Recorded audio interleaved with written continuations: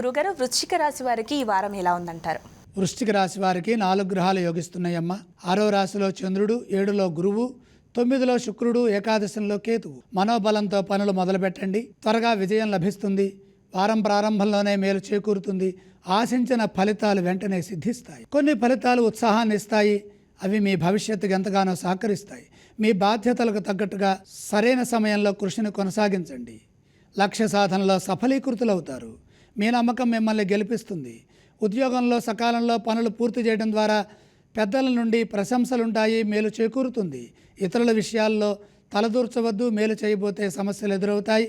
కాబట్టి మీ ధర్మాన్ని మీరు జాగ్రత్తగా, నిర్ద్వంద్వంగా, నిర్మోహమాటంగా నిర్వర్తించండి. పరిస్థితులకు తగ్గట్టుగా వ్యవహరించండి. వ్యాపారంలో కూడా మంచి జరుగుతుంది. బాధ్యతాయుతమైన ప్రవర్తన నలుగురికి ఆదర్శవంతమవుతుంది. మీ పూర్వపుణ్యం మిమ్మల్ని సదా కాపాడుతుంది. ఆర్థికపరమైన అభివృద్ధిని సాధిస్తారు. అందుకు అవసరమైన ప్రయత్నాలు చేయండి. మీ యోగ్యతను అనుసరించి ధనలాభాలు కలుగుతాయి. వాహనాది యోగాలు సానుకూల సత్ఫలితాలను ఇస్తాయి. అలాగే వృశ్చిక రాశి వారు ఈ వారం ఏ స్తోత్రం పఠిస్తే బాగుంటుందంటారు? వృశ్చిక రాశి వారు లక్ష్మీ ధ్యానం చేయటం శుభప్రదం. ఈ రాశి వారు ఏ ఆలయాన్ని సందర్శించాలంటారు? లక్ష్మీ అమ్మవారిని దర్శించండి. ఈ రాశి వారు ఏవేవి దానం చేస్తే బాగుంటుందంటారు? గ్రహాలు అనుకూలంగా ఉన్నాయి, దానాలు అవసరం లేదు.